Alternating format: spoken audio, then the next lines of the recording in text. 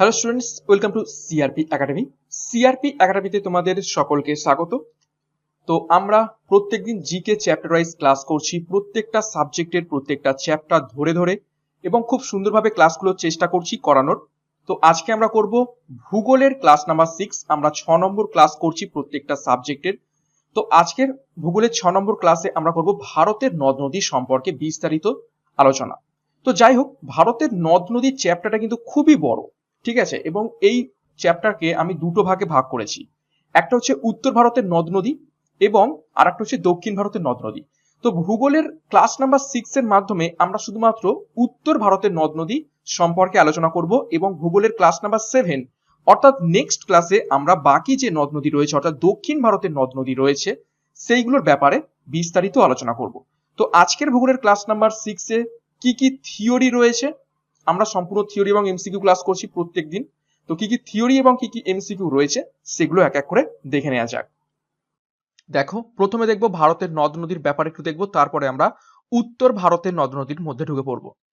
দেখো, ভারতের নদ নদীগুলিকে প্রধানত দুটি ভাগে ভাগ করা যায়, যথা উত্তর ভারতের নদী এবং দক্ষিণ ভারতের নদী।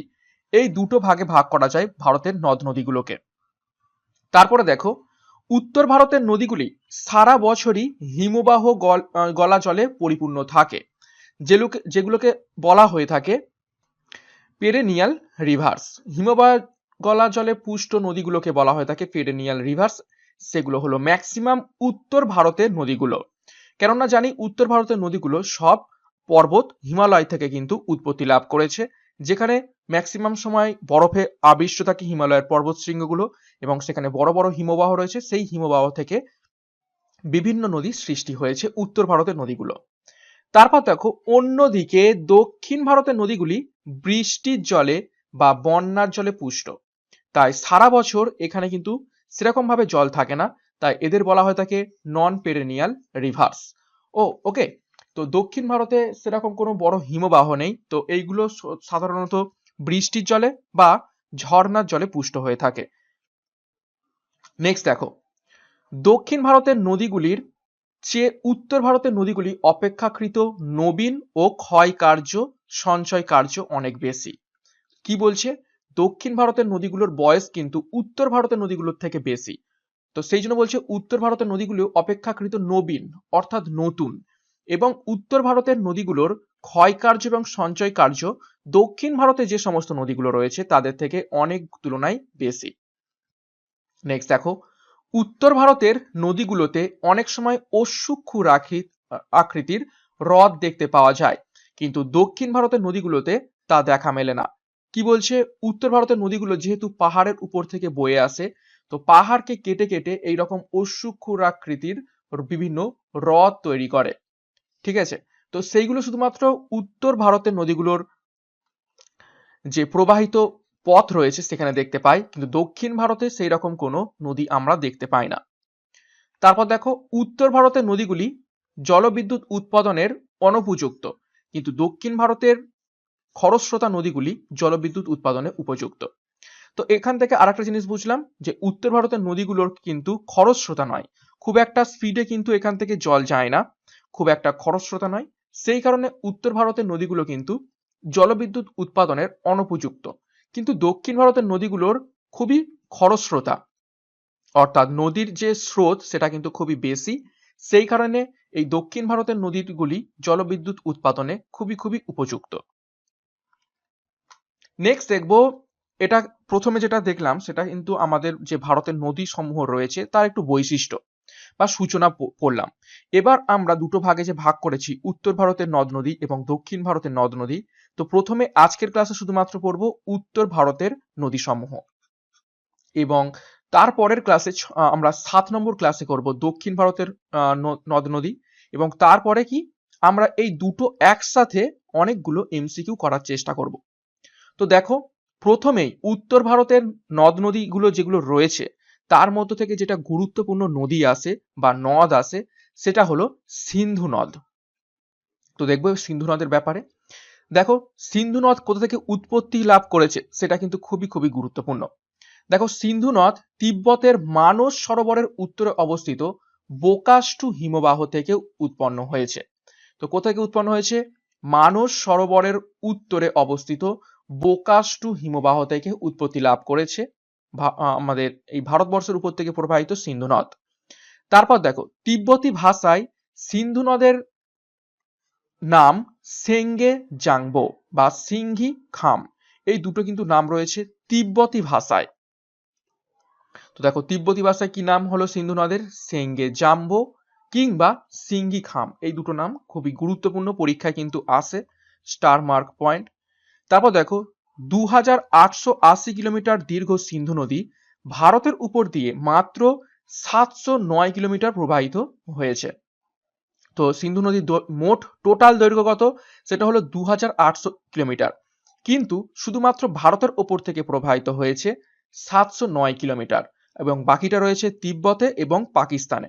ওকে, তারপর দেখো, সিন্ধু করাচির নিকট আরব সাগরে পতিত হয়েছে।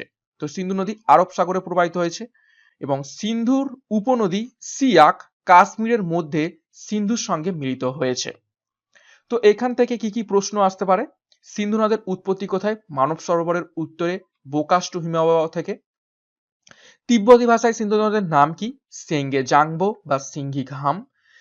সিন্ধু নদের দৈর্ঘ্য কত? সেটা হলো 2800 কিলোমিটার এবং এটাও প্রশ্ন আসে যে ভারতের মধ্য দিয়ে সিন্ধু নদী কত কিলোমিটার প্রবাহিত হয়েছে? সেটা 709 কিলোমিটার। তো এবার দেখো নেক্সট পেজ কি বলছে। সিন্ধু বা ইন্ডাস, সিন্ধু নদীর ইংলিশ নাম কি? Indus river. সিন্ধু বা ইন্ডাস নদীর প্রধান যে 5টি উপনদী রয়েছে সেগুলো দেখে নাও। ঝিলম, চেনাব, রবি, বিয়াস ও সুতলেজ। ওকে, রবির পর এটা কমা হবে। রবি, বিয়াস ও সুতলেজ। তার মধ্যে সুতলেজ, যার বাংলা নাম হলো শতদ্রু, এটি দীর্ঘতম, এমনকি এটি সিন্ধুর চেয়েও দীর্ঘতম, শুধুমাত্র কোথায়? ভারতীয় সীমানায়।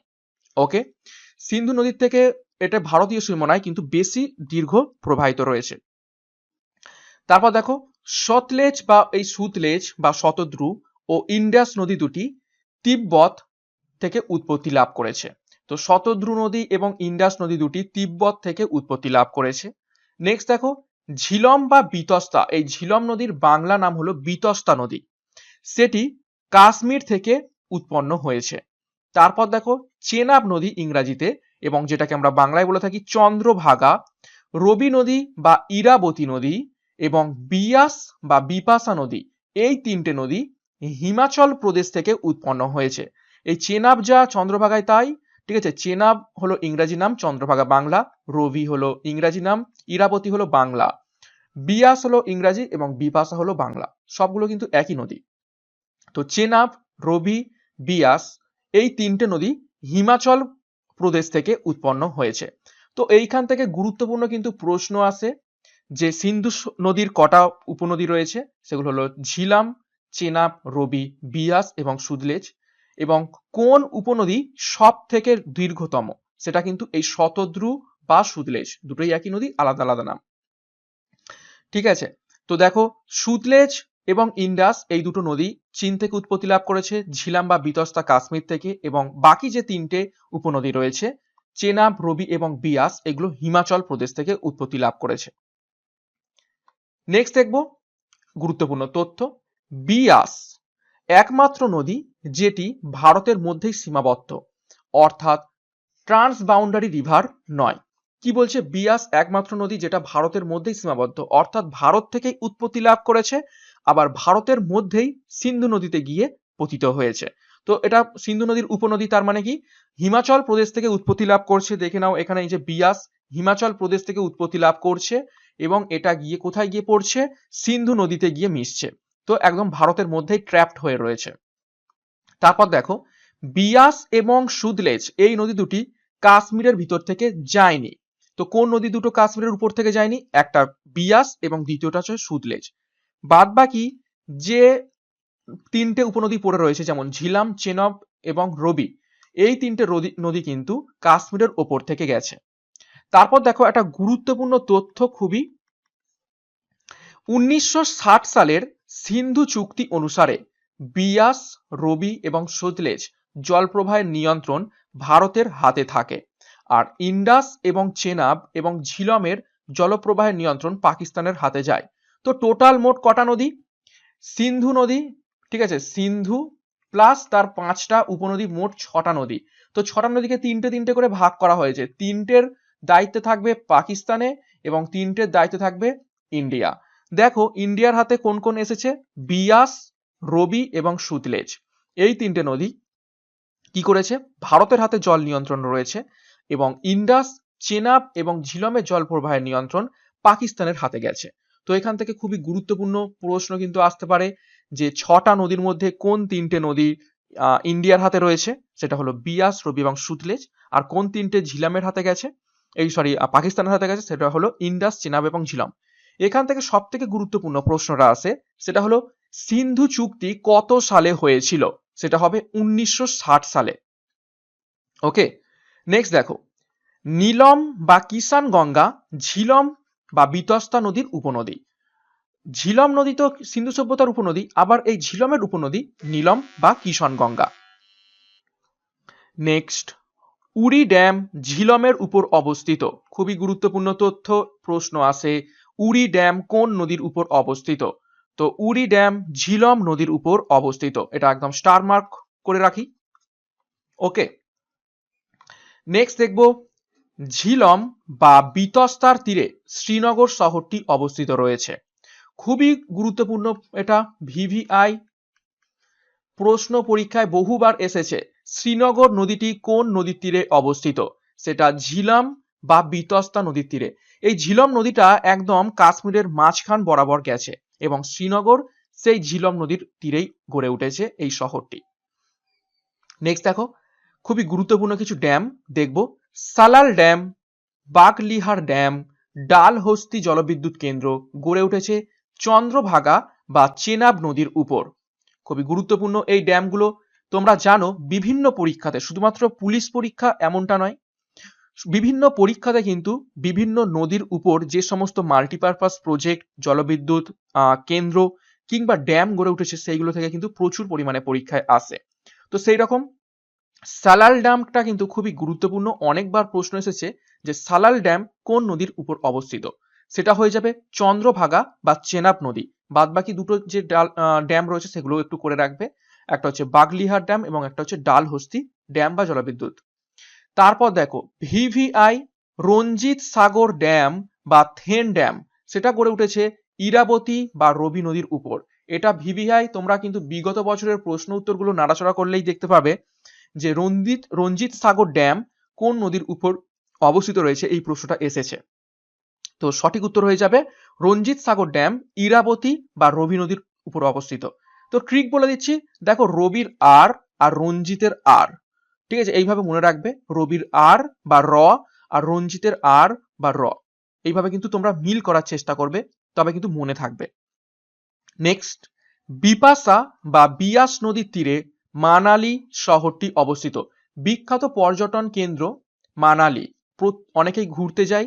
তো এই মানালি শহরটা কোথায় অবস্থিত? বিপাশা বা বিয়াস নদীর তীরে। নেক্সট দেখো, বিপাশা বা বিয়াসের উপর পং ড্যাম, ভিভিআই অনেকবার প্রশ্ন এসেছে, পং ড্যাম কোন নদীর উপর অবস্থিত? সেটা হবে বিপাশা বা বিয়াস নদীর উপর। তো এই পং ড্যামটা স্টার মার্ক। তো পং ড্যাম, লার্জি জলবিদ্যুৎ কেন্দ্র অবস্থিত রয়েছে সব এই বিয়াস নদীর উপর।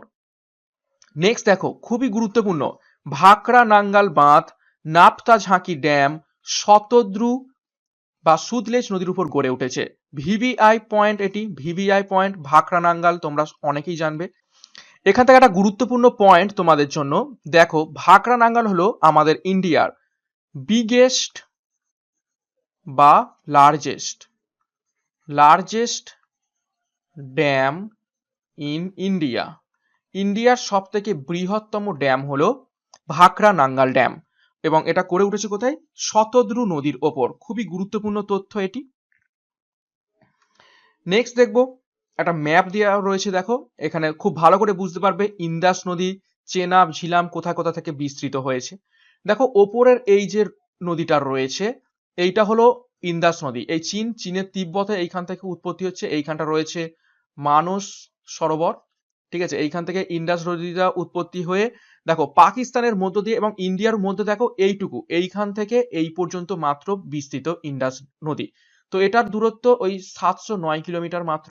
আর টোটাল দৈর্ঘ্য ইন্ডাসের আমরা দেখলাম 2880। তো পাকিস্তানের মধ্য দিয়ে এই গিয়ে আরব সাগরে পড়েছে।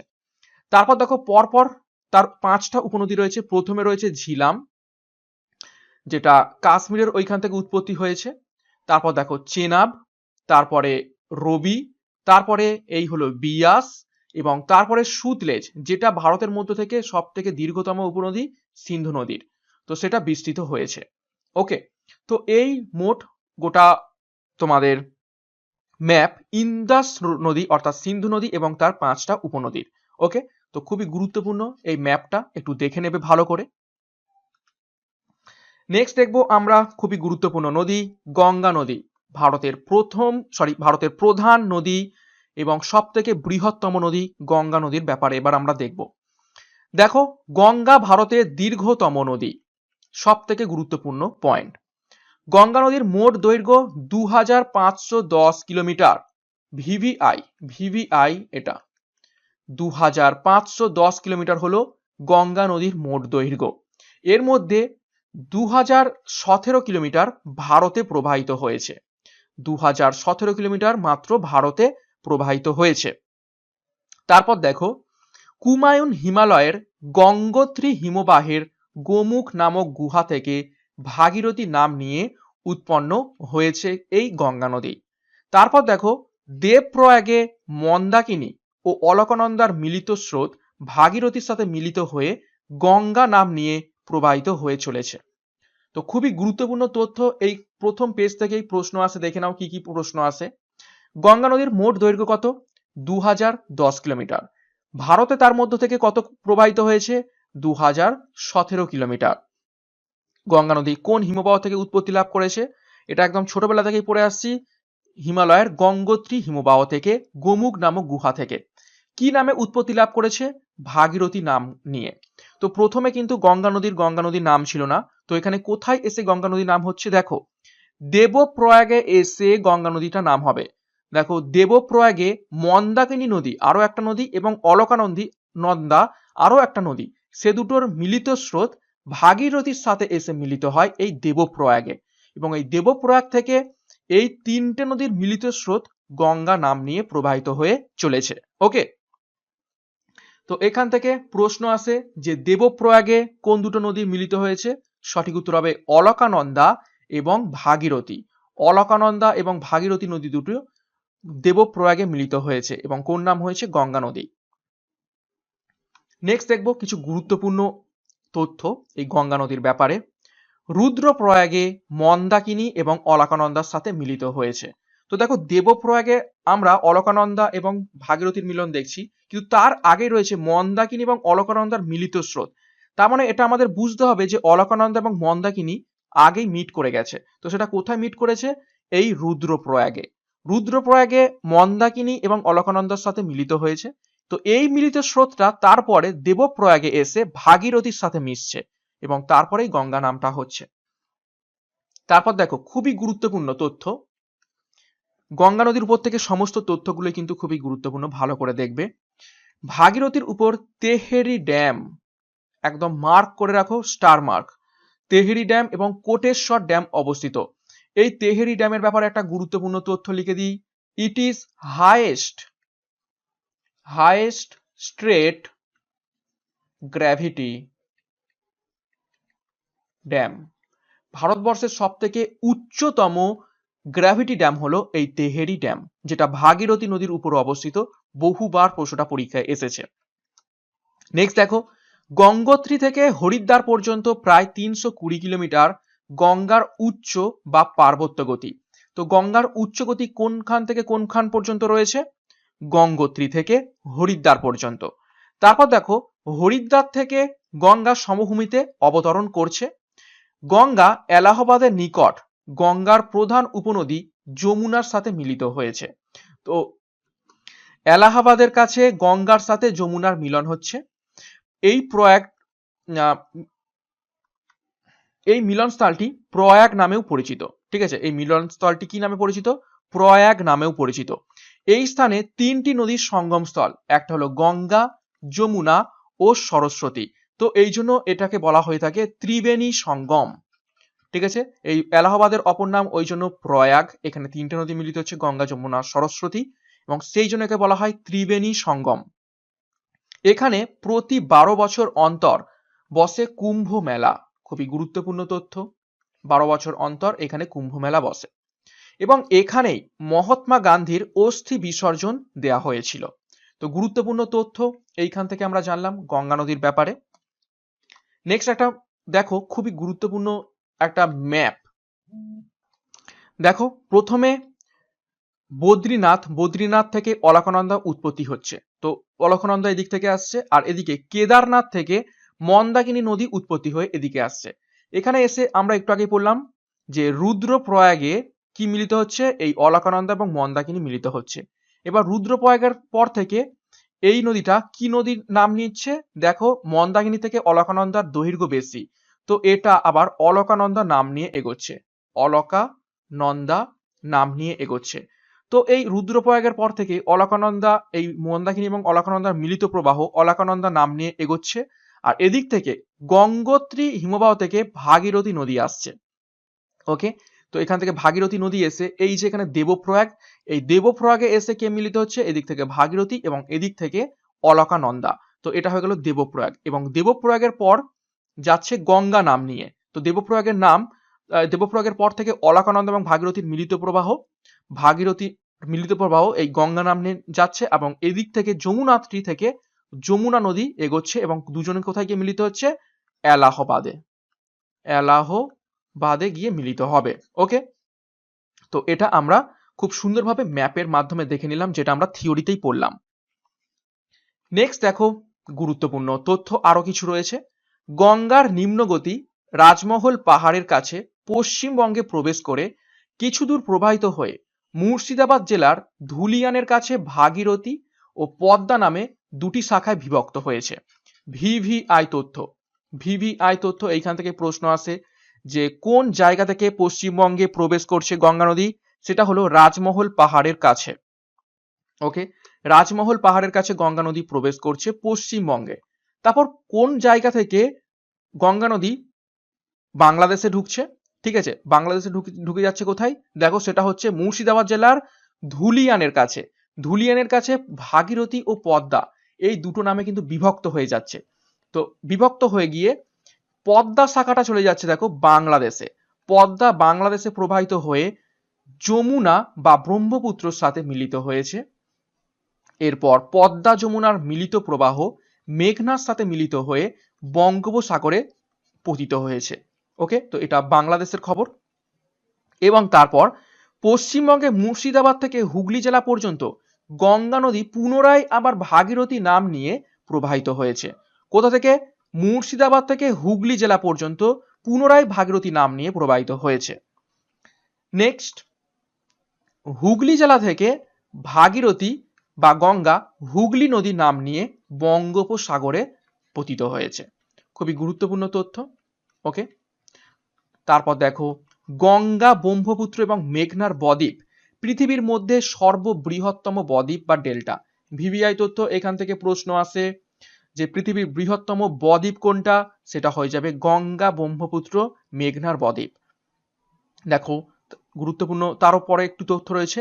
গঙ্গার বাম তীরস্থ উপনদীগুলো কি কি, রামগঙ্গা, গোমতী, ঘরঘরা, গণ্ডক, কোসি উল্লেখযোগ্য। এবং ডান তীরের উপনদীগুলো দেখো, এগুলি দক্ষিণ দিক থেকে এসে গঙ্গায় মিলিত হয়েছে, ডান তীরের উপনদীগুলো নেক্সট পেজে দেখবো। তার আগে বলে দিই এইখান থেকে কি কি প্রশ্ন আসে।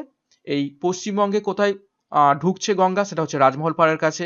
কোথায় দুটো ভাগে ভাগ হচ্ছে, সেটা হচ্ছে মুর্শিদাবাদের ধুলিয়ানের কাছে। এই জায়গাটা ভালো করে দেখে রাখো, পরীক্ষায় আসে। ধুলিয়ানের কাছে গঙ্গা নদী দুটো ভাগে ভাগ হচ্ছে, একটা ভাগীরথী নামে, একটা পদ্মা নামে। পদ্মা কোথায় চলে যাচ্ছে, বাংলাদেশে চলে যাচ্ছে, এবং সেখানে গিয়ে কার সাথে মিলিত হচ্ছে, ব্রহ্মপুত্র নদ বাংলাদেশের যমুনা নামে পরিচিত।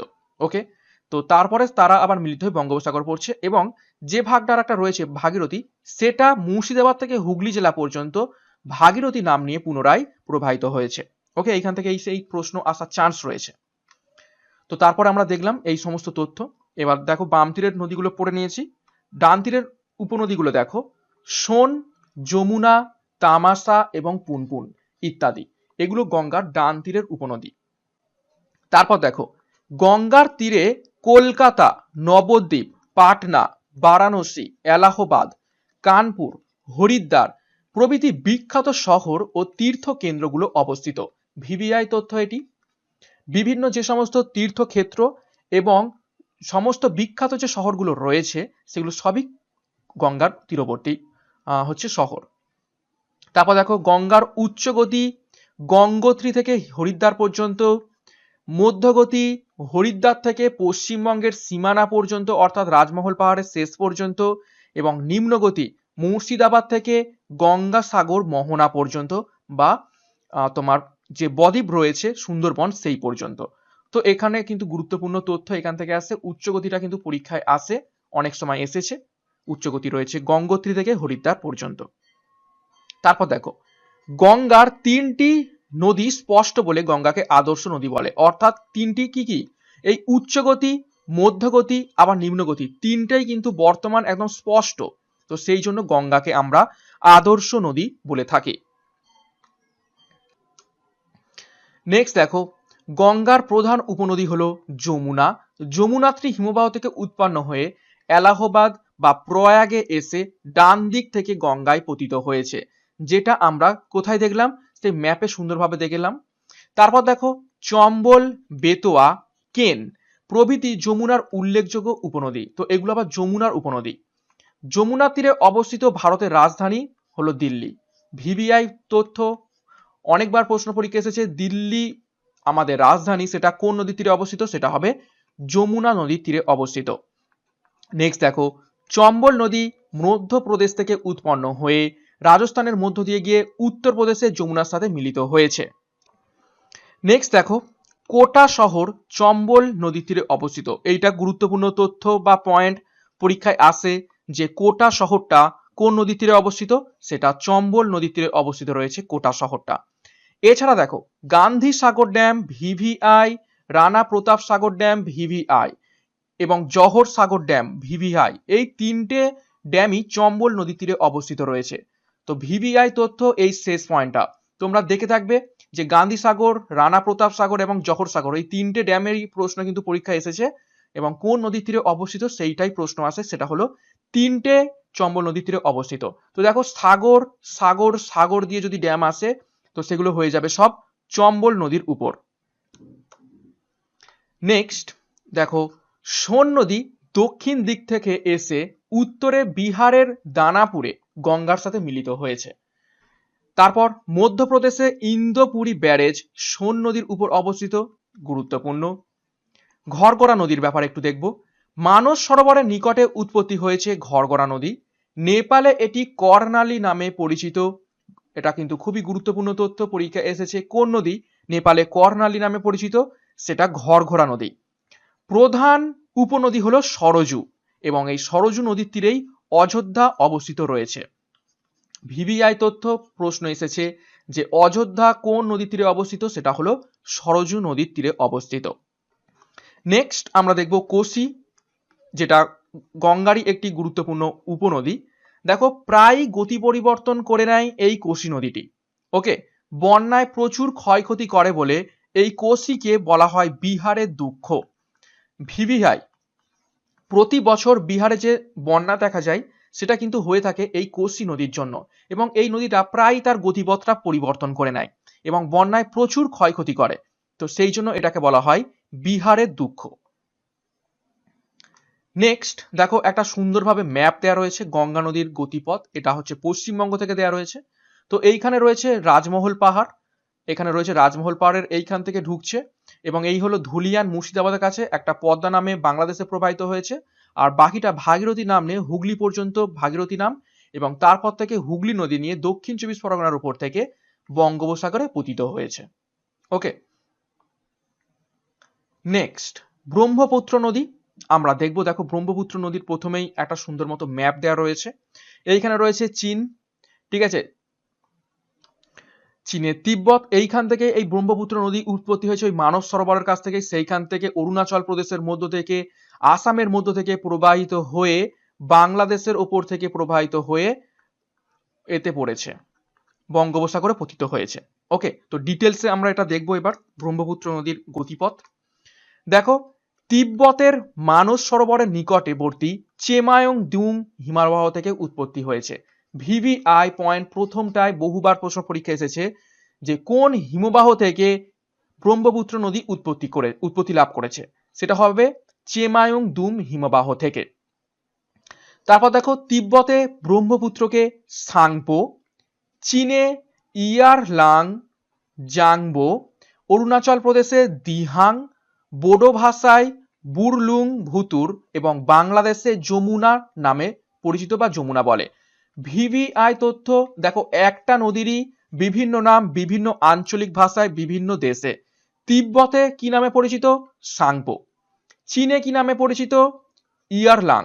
তারপর ইয়ারলাং জাংবো অরুণাচল প্রদেশে দিহাং নামে পরিচিত এবং বোডো ভাষায় বুরলুং ভুতুর এবং বাংলাদেশে যমুনা নামে পরিচিত। তো এই সমস্ত নামগুলো কিন্তু বহুবার পরীক্ষায় এসেছে, কোন জায়গায় কি নামে পরিচিত, তো খুবই গুরুত্বপূর্ণ। নেক্সট, ব্রহ্মপুত্র ভারতে অরুণাচল প্রদেশে নামচা বারোয়ার কাছে দিহং নাম নিয়ে প্রবেশ করছে। ভিভিআই তথ্য এই পয়েন্টটা থেকে প্রশ্ন এসেছে যে ব্রহ্মপুত্র নদী অরুণাচল প্রদেশে কোন জায়গা থেকে প্রবেশ করছে, সেটা হলো নামচা বারোয়া। কি নামে প্রবেশ করছে? দিহং নামে। নেক্সট দেখো, আসামে সাদিয়ার কাছে দিহং নদীটি দিবং এবং লোহিতর সঙ্গে মিলিত হয়ে ব্রহ্মপুত্র নামে পরিচিত হয়েছে। এই পয়েন্টটা থেকেও কিন্তু প্রশ্ন আসে ভিভিআই যে আসামে কোন জায়গা থেকে প্রবেশ করছে ব্রহ্মপুত্র নদীটি, সেটা হলো সাদিয়ার কাছে এবং আসামে কি নামে পরিচিত? আসামে দেখো দিবং নামে পরিচিত।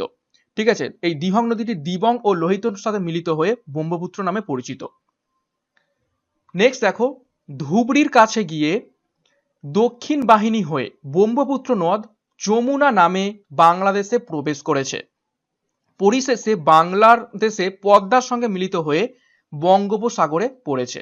তো খুবই গুরুত্বপূর্ণ, এই আসামের ধুবড়ির কাছে দক্ষিণ বাহিনী হয়ে ব্রহ্মপুত্র নদী যমুনা নাম নিয়েছে, যমুনা নামে বাংলাদেশে প্রবেশ করছে এবং সেখানে পদ্মার সাথে মিলিত হয়ে বঙ্গোপসাগরে পড়ছে। তারপর দেখো, ব্রহ্মপুত্রের উল্লেখযোগ্য উপনদীগুলো আমরা দেখে নেব। প্রথম রয়েছে সুবর্ণশিরি, ধানসিরি, বরাক এবং কামেং। তারপরে মানস, বুড়িদিহাং, দিসাং, কপিলি, তিস্তা, তোরসা, এগুলো হচ্ছে গুরুত্বপূর্ণ সব উপনদী। তো আরো একবার বলছি, সুবর্ণশিরি, ধানসিরি, বরাক, কামেং, মানস, বুড়িদিহাং, দিসাং, কপিলি, তিস্তা, তোরসা, এগুলো সবই ব্রহ্মপুত্রের গুরুত্বপূর্ণ উপনদী। নেক্সট দেখো, এই নদীর তীরবর্তী কিছু গুরুত্বপূর্ণ শহর ভিভিআই পয়েন্ট: ডিব্রুগড়, তেজপুর, গুয়াহাটি, এই সমস্ত ভারতের বিখ্যাত সব যে শহরগুলো রয়েছে সেগুলো ব্রহ্মপুত্রের তীরে অবস্থিত রয়েছে। তারপর দেখো, ভারতের অববাহিকায় অবস্থিত মাজুলি দ্বীপ বিশ্বের সর্ববৃহৎ নদী দ্বীপ এবং মাজুলি দ্বীপ ভারতের প্রথম দ্বীপ জেলা। এটা একটু নেমে গেছে। তো ভিভিআই তথ্য এইখান থেকে প্রশ্ন বহুবার এসেছে এবং পরীক্ষায় আসার চান্সও রয়েছে। কি দেখো, ব্রহ্মপুত্রের অববাহিকায় অবস্থিত মাজুলি দ্বীপ, এই মাজুলি দ্বীপটা বিশ্বের সর্ববৃহৎ নদী দ্বীপ। তো তোমাদের এখন প্রশ্ন হতে পারে যে একটু আগে আমি বললাম যে গঙ্গা, ব্রহ্মপুত্র এবং মেঘনার বদ্বীপ পৃথিবীর সব থেকে বড়, তো এখানেও বলা হচ্ছে সর্ববৃহৎ। দেখো, সেটা ছিল কি? সেটা ছিল শুধুমাত্র বদ্বীপ, আর এটা কি বলেছে? নদী দ্বীপ। সেটা বদ্বীপ আর এটা হচ্ছে নদী দ্বীপ। বদ্বীপ এবং নদী দ্বীপ দুটো আলাদা। তো মাজুলি হলো নদী দ্বীপ, যেটা নদীর মাঝখানে অবস্থিত রয়েছে। তো এই মাজুলি দ্বীপ হলো বিশ্বের সর্ববৃহৎ নদী দ্বীপ এবং এই মাজুলি দ্বীপটা হলো ভারতের প্রথম দ্বীপ জেলা, অর্থাৎ এই দ্বীপটাকেই একটা জেলা হিসাবে ঘোষণা করা হয়েছে। তো এই তথ্য থেকে কিন্তু প্রশ্ন খুবই গুরুত্বপূর্ণ আসতে পারে। নেক্সট দেখো, আরো একটি গুরুত্বপূর্ণ তথ্য দেখে নাও। ভূপেন হাজারিকা সেতু বা ঢোলা সাদিয়া সেতু হলো আসাম রাজ্যে লোহিত নদীর উপর নির্মিত একটি সেতু। এটি ভারত তথা দক্ষিণ এশিয়ার দীর্ঘতম সড়ক সেতু, যার দৈর্ঘ্য দেখো, এটা হবে 9.15 কিলোমিটার দীর্ঘ। এই সেতু প্রতিবেশী দুই রাজ্য অসম এবং অরুণাচল প্রদেশকে যুক্ত করেছে। ভিভিআই তথ্য। এইখান থেকেই প্রশ্ন আসে যে ভারতের দীর্ঘতম সড়ক সেতু সেটা কোনটা? তো ভারতের দীর্ঘতম সড়ক সেতু হলো ভূপেন হাজারিকা সেতু, বা অপর একটা নাম কি ধোলা সাদিয়া সেতু। কোন দুটো রাজ্যকে যুক্ত করেছে? এক হলো আসাম আর একটা হলো অরুণাচল প্রদেশকে। এর দৈর্ঘ্য কত? 9.15 কিলোমিটার। এটা কোন নদীর উপর অবস্থিত? লোহিত নদীর উপর অবস্থিত। তো গুরুত্বপূর্ণ তথ্য এখান থেকে জানলাম, এবং এইখান থেকে কিন্তু এই প্রশ্ন আসতে পারে। তো আজকের ভূগোলের 6 নম্বর ক্লাসটা এই পর্যন্তই। আজকের ক্লাসের মধ্য থেকে একদম আমাদের ভারতের উত্তর ভারতের যত সমস্ত নদী সমূহ ছিল তার ব্যাপারে দেখলাম। কি কি? ইন্ডাস অর্থাৎ সিন্ধু, গঙ্গা, গঙ্গার উপনদী, এবং সাথে দেখলাম কি ব্রহ্মপুত্র এবং তার বিভিন্ন উপনদী, এবং তার উপর কি কি ড্যাম রয়েছে, তার উপর কি কি সেতু রয়েছে, সমস্ত কিছু আজকের এই ক্লাসের মাধ্যমে করে ফেললাম। নেক্সট দিন ভূগোলের 7 নম্বর ক্লাসে আমরা করব সাউথ ইন্ডিয়ার অর্থাৎ দক্ষিণ ভারতের কিছু নদী, এবং আজকের ক্লাসে কোনো রকম এমসিকিউ নেই। গোটা নদীর চ্যাপ্টারটা ক্লিয়ার করার পরে, থিওরিটা ক্লিয়ার করার পরে, তারপর আমরা গোটা নদীর যে দুটো থিওরি পড়ছি তার উপর থেকে একটা এমসিকিউ ক্লাস করব। তো আজকের মতো ক্লাসটা এখানে শেষ করলাম। Thank you.